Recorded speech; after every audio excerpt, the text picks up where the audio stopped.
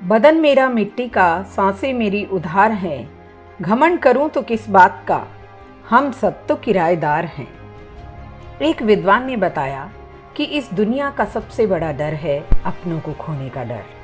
सब जिससे डरते हैं वो है मृत्यु, जिसका नाम लेने पर भी लोग कहते हैं ये मत कहो, लेकिन यही एक चीज़ है जो सबको समान बना देती है। कोई कितना भी कुछ जीवन में हासिल कर ले, मृत्यु के सामने सब शून्य हो जाता है। अगर आपसे पूछा जाए कि मृत्यु के बाद पुनः जीवन मिले तो आप उसको कैसे जीना चाहेंगे, शायद आप यही कहें कि मैं इस समय को ऐसे बदल देना चाहता हूँ और वैसे बदल देना चाहता हूँ। तो बस आपको यही तो सोचना है कि मेरा पुनर्जन्म हुआ है, उसको ऐसे या वैसे जीना शुरू कर देना चाहिए।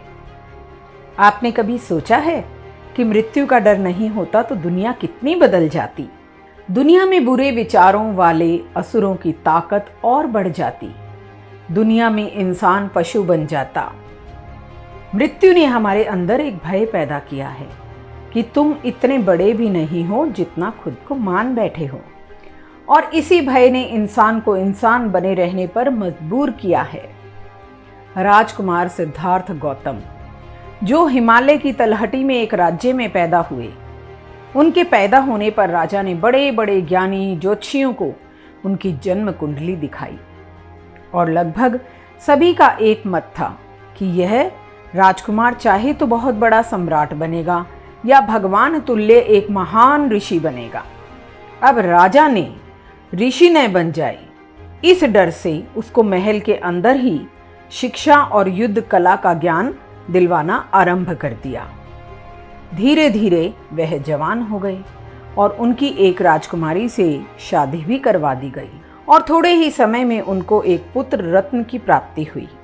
राजकुमार राजमहल के विलासिता पूर्वक माहौल में पले बड़े हुए थे, लेकिन ऐसी एक घटना घटी।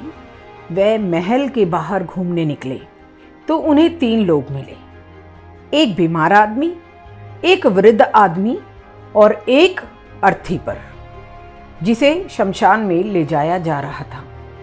जब उनके सारथी ने उन्हें बताया कि सभी प्राणी बीमारी, बुढ़ापा और मृत्यु के अधीन हैं, जब वह वापस महल में लौट रहे थे तो उन्होंने देखा एक सन्यासी अपनी मस्ती में जा रहा है।